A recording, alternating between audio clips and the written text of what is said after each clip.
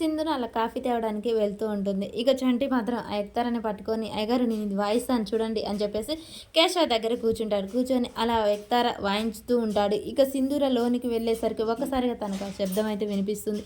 ఆ సౌండ్ విన్న సింధూర అక్కడే ఆగిపోతూ ఉంటుంది. చంటి ఎంచక్కా వాయిస్తూ ఉంటాడు. సింధూర ఆ సౌండ్‌ని విని ఇది ఎక్తారా నేను ఎక్కడో విన్నాను అని చెప్పేసి ఆలోచనలో పడిపోతూ ఉంటుంది. సింధూర ఒక్కసారిగా ఇట్లా తిరిగి చూడగానే చంటి వాయిస్తూ ఉంటాడు. అది చూసిన సింధూర ఒక్కసారిగా షాక్ అయి తన చిన్నప్పటి జ్ఞాపకం గుర్తొస్తూ ఉంటుంది.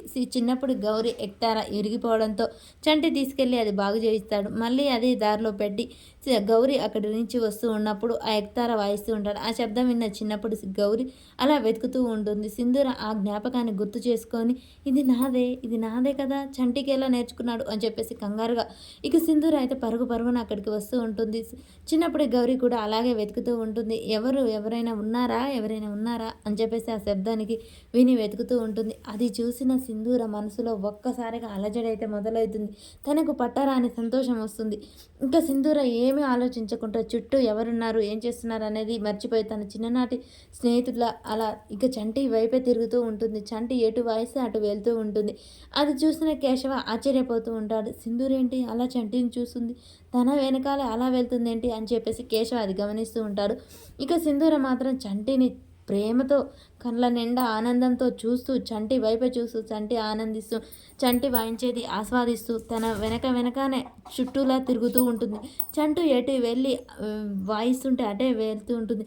చంటి అమ్మాయి గారు ఇది నువ్వు ఎక్కడ నేర్చుకున్నావు అని చెప్పేసి అనగానే మీకు చెప్తూ ఉంటాను కదా ఎప్పుడు ఒక అమ్మాయిని చిన్నప్పటి నుంచి ఒక అమ్మాయి గారిని ప్రేమించానని ఆ అమ్మాయి దగ్గర నేర్చుకున్నాను తను వాయిస్తుంటే విని నేర్చుకున్నాను అని చెప్పేసి అనగానే చిన్నప్పుడు ఎవరైనా ఉన్నారా నాకు స్కూల్కి టైం అవుతుంది కనపడండి అని చెప్పేసి సింధూర్ అంటూ ఉంటుంది. ఆ జ్ఞాపకం గుర్తు చేసుకుంటుంది.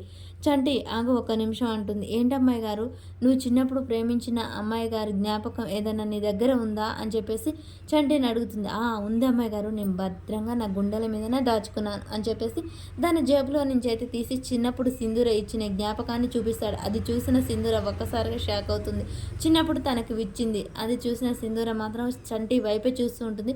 మరి చంటే తనను ప్రేమించిందని ధైర్యంగా ఇక చెంచలమ్మకు చెప్తుందా, చంటిని పెళ్లి చేసుకుంటుందా?